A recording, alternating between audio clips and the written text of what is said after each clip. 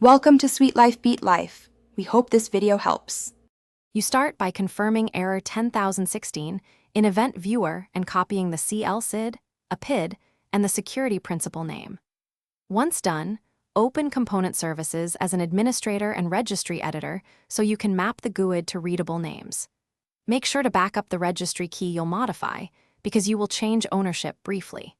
Then locate the COM app by matching the APID in Component Services to the registry key, preparing to adjust permissions safely and deliberately. Now you take ownership of the registry key tied to the APID and grant administrators full control so you can edit values.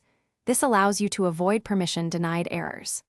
Next, open Component Services, find the application, and edit the launch and activation permissions. Add the exact user or service account listed in the event and give local launch and local activation. You do this because Windows prevents unlisted principals from DCOM activation. Changing these entries resolves the permission. Finish by restoring safer registry ownership or leaving minimal rights, then reboot so DCOM reads the new permissions. After restart, check Event Viewer. You should see the 10016 event cease. If errors persist, double-check that the CL-SID and APID match the keys you edited and that the account name matches exactly, including domain or machine prefix.